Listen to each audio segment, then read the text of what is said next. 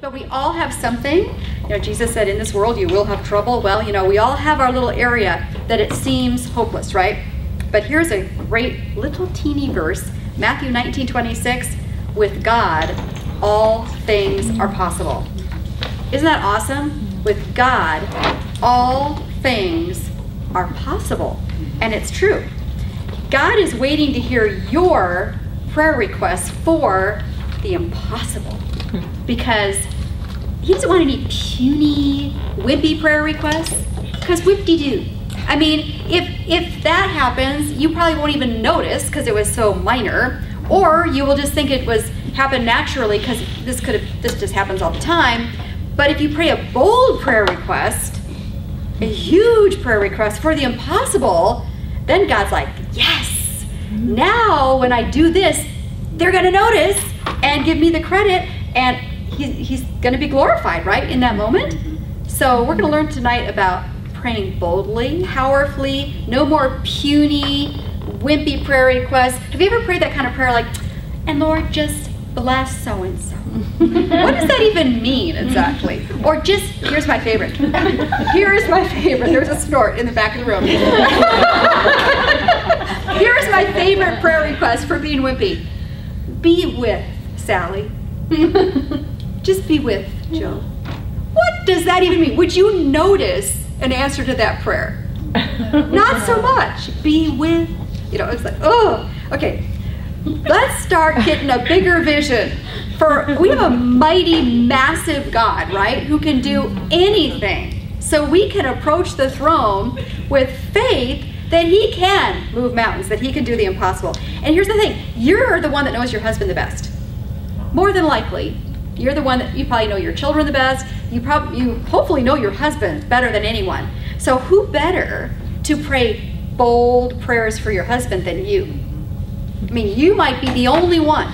You could be the only one right now who's praying for your husband. Did you know that? Mm-hmm. Chances are probably fairly good that for most of us in this room, we may be the only one that's going to pray for our husband this week, this month, or this year. Mm-hmm.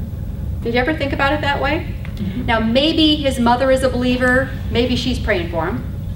Maybe his father is a believer. Possibly he's praying for him. But beyond that, unless he's in like a tight men's fellowship or something, you might be the only one who is praying for your husband. So your prayers make a huge difference, don't they?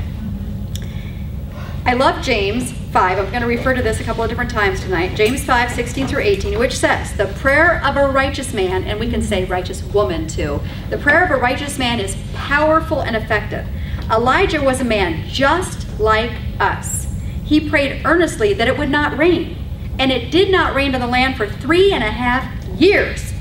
Again he prayed, and the heavens gave rain, and the earth produced its crop. I mean, God responded to a bold prayer. Now, I don't know what was all going on, and I don't know the whole backstory to the whole rain situation and the drought or whatever, but that was a bold prayer. Elijah was a righteous man, and God responded in a powerful way. And it's so encouraging to me because many of us have had or whatever a spouse or a boyfriend or whatever who had a rebellious heart. Maybe was not following God.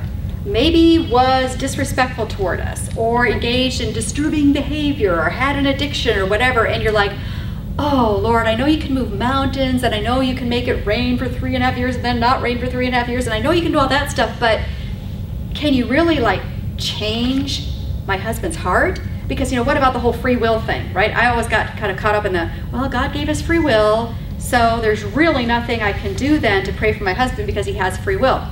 Well, it's kind of intriguing that there are several verses that indicate that God, for some reason, does actually get in there and change people's hearts. And I thought that was hugely encouraging, right? Because sometimes that's what we need, is our husband's heart to be changed, or maybe it's our heart that needs to be changed, or maybe it's your adult child's heart that you wish would be changed, or maybe it's your grumpy father's heart that you wish would be changed, or whatever, right? Isn't it cool to think that God would actually get in there and do something to change someone's heart? Let me read a couple of verses, because to me, these gave me such hope when I discovered these verses, that God can change your man's heart. First one is 1 Samuel 10. Just a little, it was in the midst of a little story But the verse says, as Saul turned to leave Samuel, God changed Saul's heart. That's good news, isn't it? That God actually changed his heart. Ezekiel 36, I've quoted this a million times. God says, I will sprinkle clean water on you, and you will be clean. I will cleanse you from all your impurities and from all your idols. I will give you a new heart and put a new spirit in you. I will remove from you your heart of stone and give you a heart of flesh. And I will put my spirit in you and move you to follow my decrees and obey my commands. I like that verse. That's Ezekiel 36. Is that not awesome? Now think about all that verse said.